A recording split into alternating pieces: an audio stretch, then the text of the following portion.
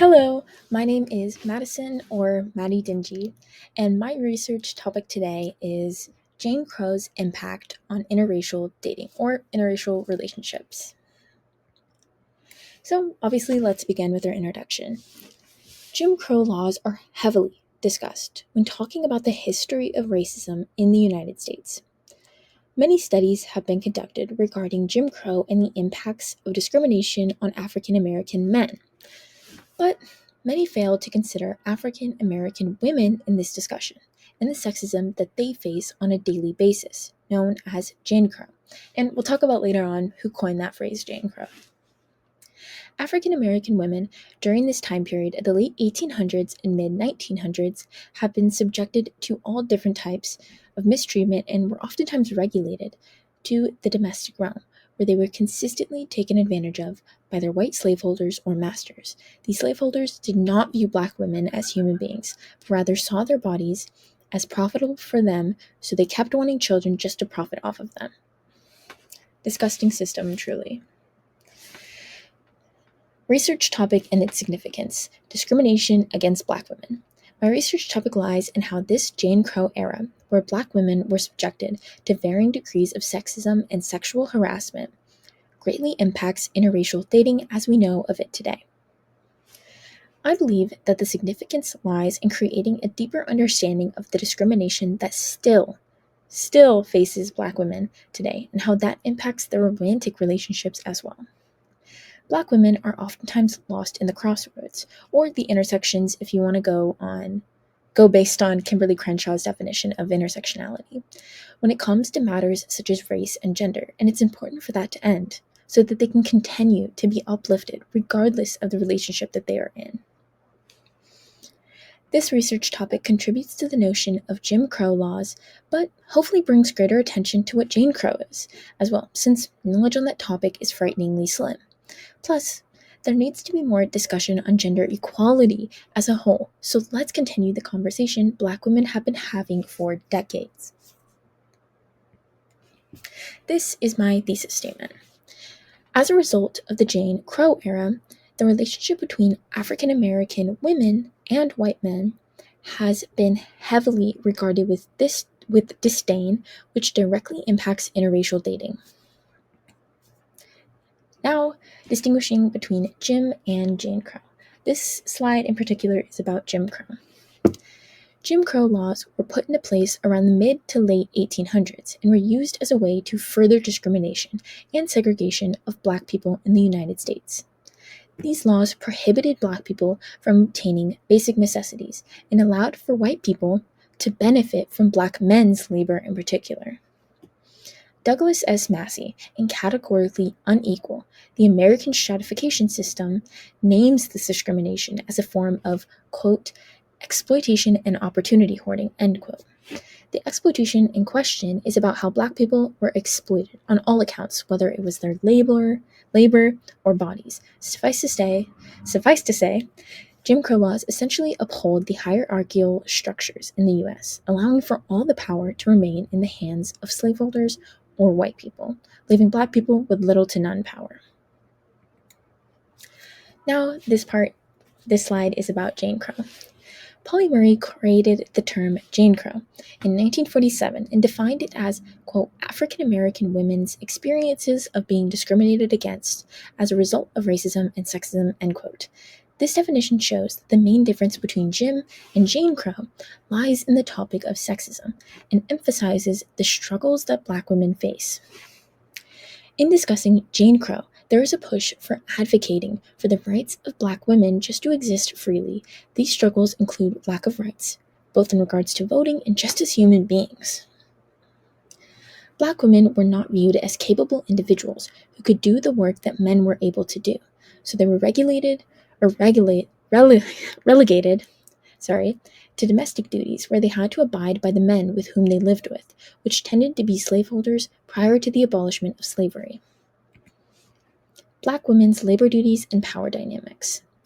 In order to talk about the impact of interracial dating between white men and black women, we have to look back on the dynamics between them during times of slavery and in the Jane Crow era.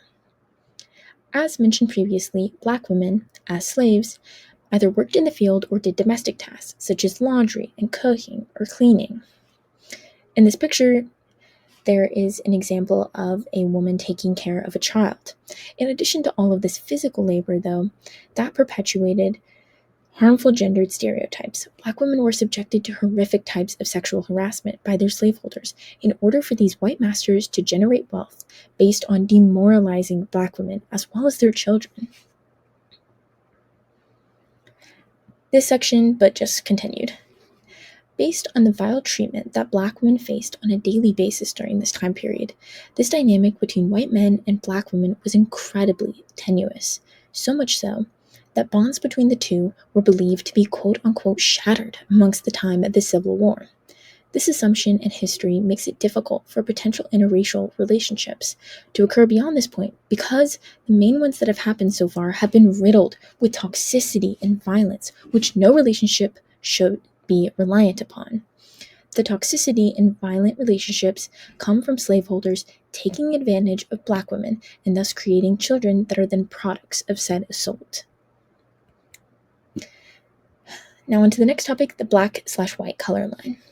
In Chapter 1, entitled, quote, Racial Formations, Rachel Lamy and Howard Winnett touch on race as a social concept while blatantly claiming that there is a, quote, black and white color line, end quote, that's been heavily imposed in the U.S. This line views white people as inherently better or more pure than Black people, just based on skin color assumptions alone, especially Black women, given dominant sexist views at this time. Black women were not oftentimes seen as feminine human beings, even though they were subjected to quote-unquote women's work. Again, this clear distinction between white men and Black women, just in terms of their race, made relationships between the two of them seem immoral or disgusting in some people's eyes. Many white people who were religious saw interracial marriages or relationships as just outright wrong and unholy as well. Just to elaborate on this topic a little bit further. The distinctions between, quote, pure and seemingly holy white people and less than or dirty, quote-unquote dirty, people of color, mainly Black women, these descriptors were said by white people, either in private conversations, but even to Black people's faces, because let us not forget that white people did not see Black people as even human beings, so they would talk to them in any demeanor they seemed fit, because white men saw themselves as outright superior to any other race. This stark distinction between the two races and genders makes it clear how difficult it can be to form romantic relationships with white men and Black women because of the scary history that already exists between the two. Now on to interracial relationships. Interracial relationships between white men and Black women have a history of being incredibly unhealthy, given the power dynamics between the two of them. Vanessa Gonlin speaks to this uncomfortable dynamic by interviewing 82 Black women and found that many of them received judgment from Black men and white women, in particular given their status as Black women, which positions them in between these two race/genders, again going to the concept that I mentioned earlier around intersectionality and being lost in that crossroads.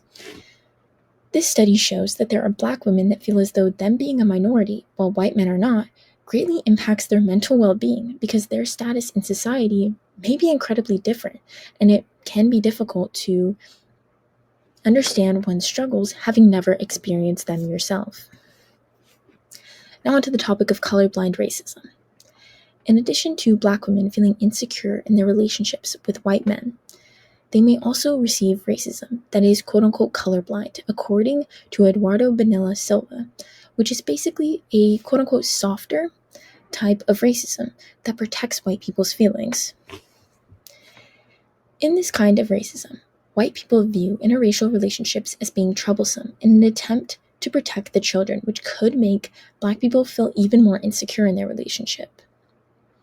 This insecurity stems from the fact that racism is still incredibly dominant in society and perpetuated by certain white people in an attempt for them to believe that they are not as racist as they actually are. The Jim/Jane Crow era was well over 100 years from now, but Black women are still facing racism not just in their personal lives, but in their romantic lives as well. This is now my conclusion. By understanding the meaning of Jane Crow and the historical context of interracial relationships, this allowed for a discussion to be made surrounding Black women and the exclusionary feelings that they may still feel while in said type of relationships because of the various power dynamics that continue to still be in play today. To reiterate my thesis, as a result of the Jane Crow era, the relationship between African American women and white men has been heavily regarded with disdain, which directly impacts interracial dating. These are all my references for my peer-reviewed academic sources, and then these are all of my image references. Thank you. I hope you have a great day.